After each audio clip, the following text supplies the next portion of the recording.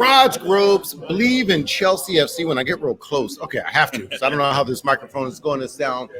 Live from the pub, that's right, Joxer Deli's in Santa Monica. We are here on a Wednesday afternoon, and Alrighty, guys. It's good seeing you. You too, buddy. You too. That's right. Live for the pub. That's what happens. And we played the B Squad, and we got B Squad results here with my man Holden. Holden, what's going on? How you doing, brother? Sir? I'm happy to be here. Thanks for having me. That's right. All right. We saw a 2-0 game. First question, what'd you think about the squad? The B Squad. The B Squad. So, unfortunately, I think that the biggest B of the B Squad was in the defense. I felt vibes similar to how we were last season, where we didn't, or at least beginning of last season, the end of the season before, we didn't have the confidence of a back four or back three in this scenario that would work well, and therefore our attack suffered because they weren't willing to make chances, have balls go lost. And the reality is, look, the 2 goals that were scored, I'd probably give 1 expected goal for the 2 goals. One was lucky, the second one, bad bounce, bad defending. And the first one was terrible defending, but a bad pass that hopefully shouldn't happen in the A squad defense. Well, you say expected goals. I expected them to score more. Really? Why? Okay. Not expected. I mean, from what I've seen, Expected goals might have been more because our defense, that back four, goalie included. So let's say back 5. Right. We're playing so casual, as if this was a televised scrimmage and there were no consequences. Knowing Castle's putting a kind of a high press on us, I was shocked. Now, it's not just the defense, but the play of the ball by our defense, which I guess is part of being defense. No, certainly. Right? It's how you play. In a modern we game, played like that's schoolboys. We played like schoolboys today. MLS team would have carved them up in the back the way we were playing with the ball. What gives with the way we're playing with the ball in the back? Yeah, I think you're exactly right. I think there needs to be more emphasis on the importance of this game. I agree with Enzo that a top 4 finish is probably what he's not subbing in people for. He wants to prevent injury. It's a big squad, a lot of games. I get it. But also, it's not a lot of games all with the same focus as in a season where we're in Champions League. And so I also see the point of maybe bringing on Cole for the last 20 minutes, get some spark in the lineup, bringing on people that could maybe get at least a goal and get things going. The defense needs to know that this isn't FA Cup should matter, right? I mean, it's something that these games can ignite a whole season and future seasons too, especially in the quarterfinals. There's a lot of work to get to this point. Yeah. Last thing for you. You say bring on Cole, and I agree with that, but I'm a Brazil soccer fan, right? Yeah, and with Neymar's injury, I was like, all right, we got to learn to play without him. Yeah, Vinicius has to step up what you do. We got to learn to play without Cole. Cole can't be our savior and our Lord, all right, let's not get our religion. But you know what I mean? He can't be that. We got to learn to play without him, especially with the B squad. So not just in the conference league, but that's why I was kind of glad they didn't bring on Cole, because let's see what you guys can do up front. Did Dewsbury play the 10 today? Kind of Dewsbury Hall. He played a little more of a defensive as well. And look, I think less Cole. I think you can, for instance, when we were winning in, let's call it 2019 through 2021 more so, right? We had the same defense and goalie for every single game. I'm not saying we do that. I'm not saying we have Mendy and Rudiger and Silva, because we don't. But I could see having people like Fofana that maybe are in on some of these games. Hang on, you're coming on next. Coming on next on some of these games that don't matter as much per se, but do still matter. And there's injury risk, knock on wood, with defenders, and I could see having more of a defined squad to give the attack more confidence to go forward and score. And also on that note too, I think it came down to defensive mistakes. But I do love João Felix. I'm a fan of his. I think he's silky. He cannot finish, unfortunately. So people need to know their roles. He can't play as a striker. He can't be the guy. We got to have someone else, and Nkunku isn't given the freedom to fill that role. And so he had a couple opportunities to pass earlier. And he didn't do it. He didn't. He got shots on goal, but he mentioned a couple of opportunities to pass. Definitely. See you Sunday against Man United. I'll be here Sunday, yes, sir. Woo-hoo. Thanks, guys. But another friend of the show, Believe in Chelsea FC fam. That's right, my man Jordan. This lineup today, I wasn't mad at it. We got a B squad. We got depth, so I'm okay with playing a B squad. Yep. I'm not okay with the back 4 playing as casual they are when Newcastle was pressing you high. And you know that because you just played them on Sunday. I know. We stank. That's just plain and simple. Disaster and bad shit. Excuse my French.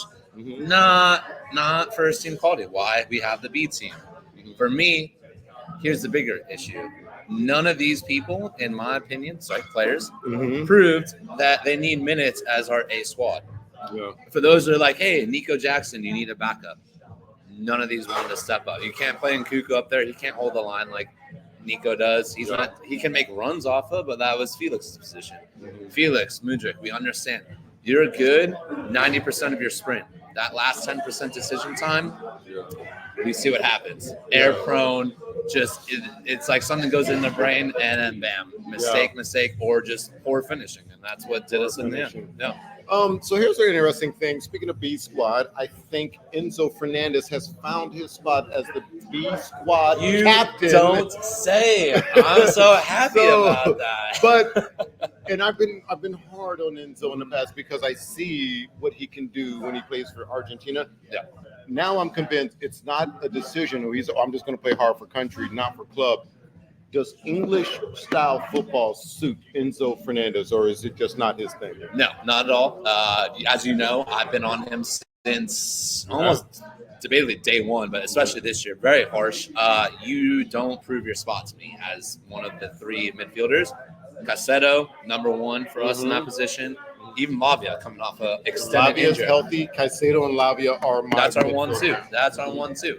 I would debatably even insert any one of our youngins, like Casade, Cesare, whatever his name is. Yeah. Casado, I understand Enzo's game. I do. We've all watched the World Cup. We see what he could do when there's talented finishers ahead of him. You doing a work in Horst's job, which Caicedo does amazingly, is not your game. Your vision isn't Fabregas. So have fun on the League Cup, FA Cups. Yeah. Speaking of teams that I'm starting to question, does the English Cup suit them? So I've been very hard on Mudryk since last year. No. I was like, why is Enzo Maresca playing him so much in Conference League games? It has shown why. He actually burns there. He was actually man of the match for me in that last Conference League game. Goal and an assist. Yeah. And I came into this game wondering, okay, even though this isn't a league game, it's against an English club. Is this another player where English football may not suit him? And I'm talking about Mudryk because the way he plays against Conference League and the way he plays for country, it's like two different players, bro. 100%. And, this has been a long-standing tradition. People come into the Premier League, they aren't up to par, whether that's speed, pace, power. There's one thing that may be missing. Yeah. And with Mudryk, honestly, it's finishing and just decision making. He has the speed. We've seen that across the board. Yeah. But the way it is in intra-Europe, aka the Conference League, with him with the Ukrainian national team, he can just pull the strings a lot more efficiently than when it steps up and you have less than half a second to make a decision. At that point, he just makes the wrong decision. I think, truthfully, he's a great player for the likes of like the Bundesliga, where he came from, Shakhtar. Sure. Honestly, Portugal is right up his alley, but they're not going to spend the money to buy him off us. Yeah. So what we need to do, and I think what Maresca is kind of dual doing at the same time, is play him in these competitions, boost his transfer value, because I wouldn't even pay $4 million like before this season. Now, you know what? I would take a casual 10 to 15. That makes sense. Someone take a chance or flyer on him. So we'll still take a loss, but not as big. Yeah, as 100%. But we're getting something. Before it was just like take him off our hands. So I'm loving that he's doing well, but again, what you said, not up to the Premier League level. All right, last thing for you. Of course, this is Raj Groves Believe in Chelsea FC here with my man Jordan. We're live at Jogsters for post-game reaction. We just lost 2-0 to Newcastle with the B team. No, sky's not falling. Relax, folks. Now, the A team comes up on Sunday. My only concern, I was like, damn, Man United, don't fire your gaffer before we play you. Now, today, I think they scored 5 last I checked. Let's see. Are they still up there? They scored 5-2. All right, they got 5-2. So maybe they got it out their system. But are you worried at all facing the Man United team on Sunday with a new manager and they got something to prove now? Zero worry, to be honest. So you had Van Nistelrooy as the interim here. Honestly, I think they're going after the Portugal guy because they had to disclose it because they're on the Portuguese trading for international. So that's why the news came out. With all that said, I ain't scared of their players. Okay. Their players don't do shit against our defense, A-team defense, not B-team. Okay. And We will give up a goal, with that said, because of the way we play out of the back. Yep. It's either 2-1, 3-1 us, not concerned. Send it in. Chelsea victory on Sunday, 8:30 our time. We're good. Woo! Speaking of that, 8:30, that's right. We'll try and get in a preview prior to that, but I think we're going to live stream for that game because a lot of it'll be late enough on Sunday. People are up. People will show A up. lot of Man United fans. You guys still hiding in America. We know you're still here. So you guys can tune in. I think we'll do a live stream as well as a post game, but we'll be here. The Joxer Dailies, Culver City. I got someone that's been following who's going to come through. We got some new blood coming through on Sunday because it's finally late enough.